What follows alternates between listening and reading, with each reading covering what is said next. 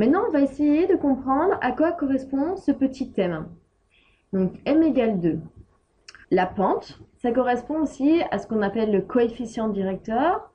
Une pente, ça correspond au quotient de l'avancée par rapport à la montée. Donc, en général, sur les panneaux signalétiques de la route, vous avez le pourcentage de pente. Donc, il faut utiliser son frein moteur.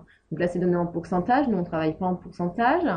Ça veut dire que si j'avance, par exemple, je fais une avancée, je marche de 1 carreau ici.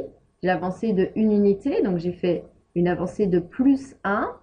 Qu'est-ce qu'il faut faire pour tomber sur la courbe? Eh bien, ici, je vois que je dois monter 1, 2, de 2 carreaux pour arriver sur la courbe.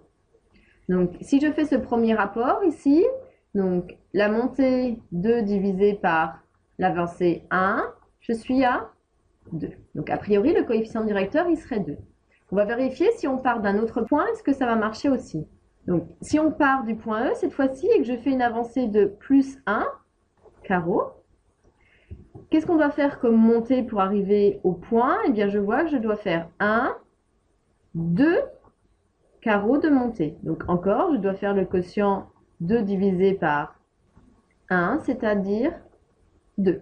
Si je vais voir ailleurs, ici, et au lieu d'avancer, on va maintenant reculer.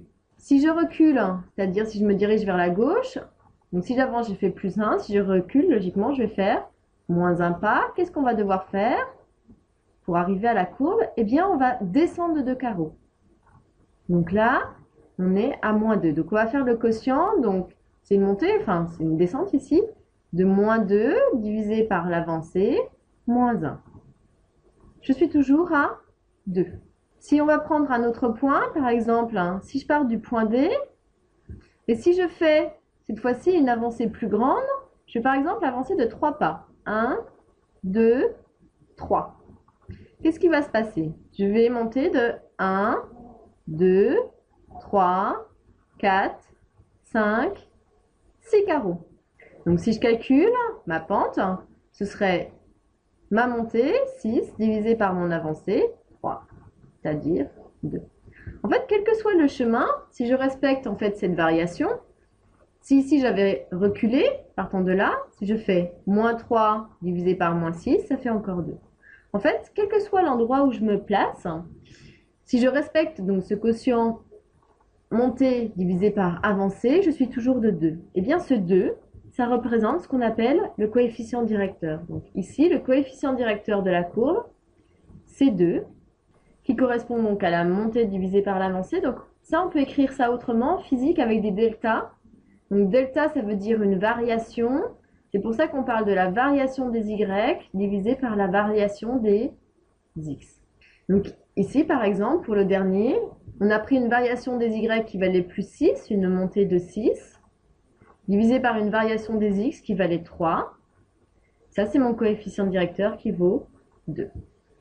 Alors, pour faciliter vos calculs, en fait, en général, pour essayer de lire graphiquement un coefficient directeur, ce qu'on fera, c'est qu'on prendra souvent, très souvent, et on verra pourquoi, une variation de x qui vaut 1. Parce que si la variation de x vaut 1, si je remplace ici delta x par 1, m, ça vaudra la variation des y sur 1, c'est-à-dire la variation des y. Donc c'est pour ça que c'est très facile.